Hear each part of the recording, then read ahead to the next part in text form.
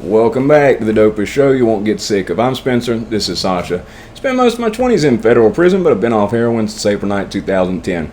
Got a lot of stories about the stupid stuff I did to get put in prison. I've also got a lot of stories about the crazy stuff that happened while I was in prison.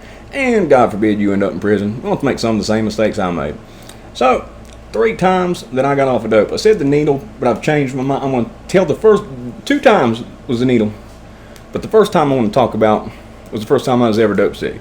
It's an interesting story. Now, I was addicted to dealing just as much as I was using. That was as much of a mental addiction. I was going to be the next George Jones, watch too many movies. Okay, I don't blame the movies, that's my choice. Get that clear.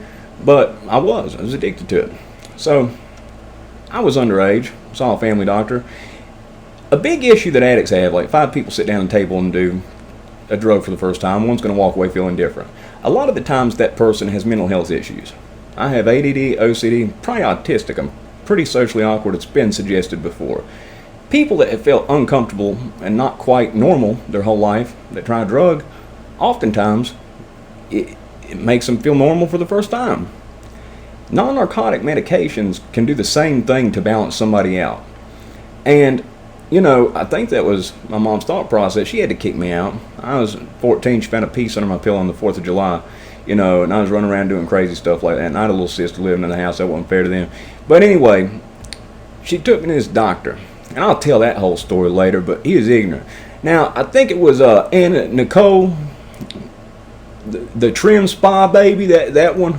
Y'all who've been about my age, you know what I'm talking about. Younger people won't know about that. But until she and her boyfriend overdosed and died, nobody knew what methadone was. My mom never heard of it. This doctor she got me to go to had never heard of methadone. It wasn't known what it was back then. Even though there were clinics in town, people didn't know what it was. It wasn't spoken about. It took a celebrity passing away from it for it to get noticed. So being that he hadn't heard of it, I basically conned him into giving me 160 wafers, 40 milligram ones, which is a substantially huge dosage, especially for kids. And he's stupid for giving it to a kid, looking it up, not knowing what it was. And then there's other stuff, and he should have lost his license for what he did if we're being completely honest. But he wrote me 160 wafers. Now, being addicted to dealing, I sold half of it, quit coming up, and then invested in some other stuff. And I used a good bit of it for an extended period of time. And towards the end of it, started using less and less. Now, being that I hadn't ever used a high milligram at that point, it made me sweat, made me throw up. The effects of it. So when I went through the dope sickness, the throwing up and sweating, waking up middle of the night, not being able to sleep, I thought it was just, I saw it was supposed to last 24 hours. I thought, you know, that it was just still lasting. It was the effects of it. I didn't even realize I was dope sick. Went through it and didn't even know it the first time. As I've seen with other people, when you know that you're dope sick, it's a lot harder. My buddy Chris, who passed away, rest in peace, one of my best friends, passed away. Shoot, he's I think 18 years old, 19 years old. It's been about 14 years ago. Chris, he kept saying, "Man, I've got the flu or something," and I should have never told him, "Dude, you're dope sick." After that, he called everybody. "I need something. I'm dope sick." But when he thought he was sick, it was so much easier to manage. When you know there's something that can make you better, it makes it so much harder to deal with. So the second time, you know, that this happened, there are times that I have more money I'm fitting both pockets, okay, and a bag for that matter. I drove $6,000 to $20,000 of dope back for the biggest dealer in my city when I was a kid, 16, because I'd have gotten a year in jail and he would have gotten 20 years for the same amount. And Chris, same guy I talked about, I saw an undercover watching the hotel he stayed. I was like, "Man, I got to get you out of here, man." I got him out of there. His dealer got busted that night. There's an undercover taking plates and everything down. So got him out of there, went to his cousin's house. We had over $10,000 between the two of us. And we ended up living in his 400 square foot apartment with his cousin, her boyfriend, their kid. We're having to sleep. I've got my head on this end of the couch. He got his head on this. It's a long couch. Trying not to touch each other's legs because that'd be weird. So we're trying to, you know, make room. That's what we had to work with. As much money as we had, shoot, Underage dope dealer, you can't even get a hotel. So it was basically the best couch you could get, a room you could get from somebody else. Couldn't even use the money, so that's something important to note. But for all the times that, did have money, there were a lot of times when I kept it gutter. If I didn't have a connect that my whole network didn't have access to, then all that money that I had at any given point disappeared. And there was a particular person, and it's another story I'm going to get to in another video. They had a son pass away. Now, he would take this family member's prescriptions. It was a list of prescriptions. It was 120 Roxy 30s, 120 Dilaudid K4s, and 15 gel fentanyl patches a month. He'd just take it from this family member. They gave it to him, and he just used it obsessively, just go on a binge every month. When he passed away, this family member's boyfriend started selling it to his friends. How evil and sick is that? That a middle-aged person whose son passed away from an overdose would start selling to all of his friends. Now, I didn't have a connection at that time. They were price gouging to where I couldn't make $1. And most addicts that get put in prison for dealing, middleman deals. They're not kingpins, they're not dealers.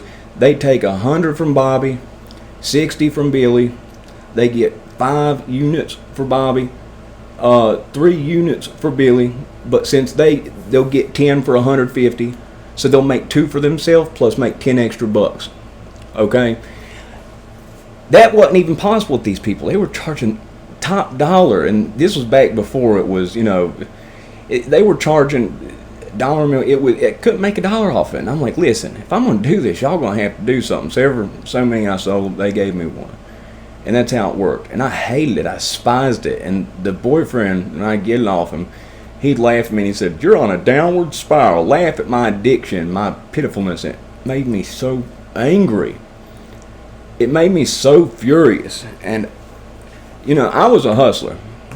I had network people. And I knew if I got off this, if I didn't have to have it anymore, they wouldn't be getting that money like they were getting. People weren't going to pay that. I could do it because I could get it out. I could make it happen. But it made me disgusted that I was being used as a tool for them to make money, getting scraps. And I was hustling just to, it was beyond. It was bad. And getting, laughed at in your face, it made me so furious. So I was determined to get off of it. I didn't do it the right way. One addiction led to another. I used speed. I used speed and got off of it. But then guess what? After that, I was hooked on speed. Was using that from then on. It was rough, still had certain things, but basically there's 2 parts of withdrawal. There's the physical part, which I know multiple people who've had cancer, and they've also gone through withdrawals, dope sickness. They've said that dope sickness was worse than chemo. I've heard multiple people say this. The physical part is terrible. Throwing up, feeling like you're freezing, like there's 1,000 needles in every square inch of your body.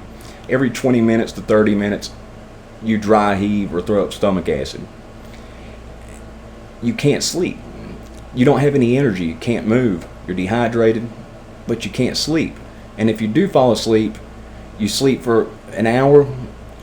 When you wake up, it's like when you pull the blinds down and they snap back up, you're just wide awake.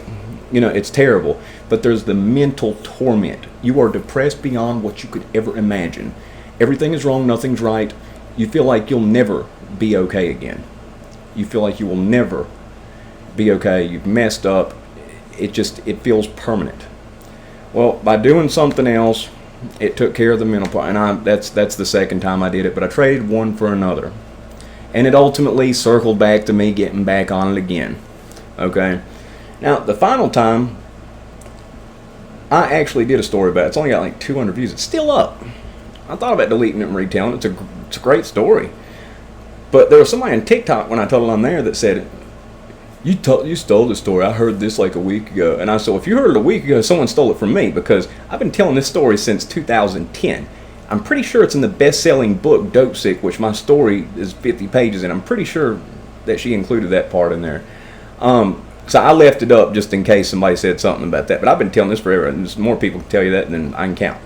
It's how it is. Mom actually knows people at the jail who can tell you about it. She knew people who worked at the jail.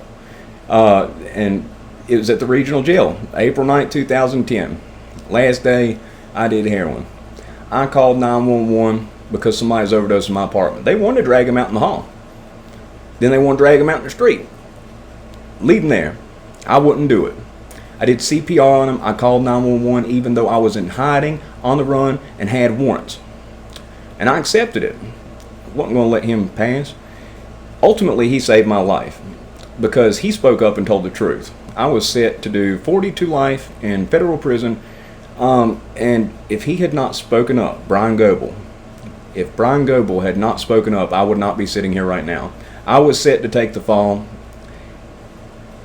And basically, he was a childhood friend of the person, and basically my belief from a number of circumstances was I was set to take the fall so that other people wouldn't have to. There are too many circumstances that make it like that's what was happening. And I'll cover that plenty later. So, going to jail, I knew I was going to go through absolute and complete torment. I also, from being in rehabs, know that certain rehabs will give methadone, but certain ones don't. Certain ones give Klonidine. It's blood pressure medicine. That's torture. That's just wrong.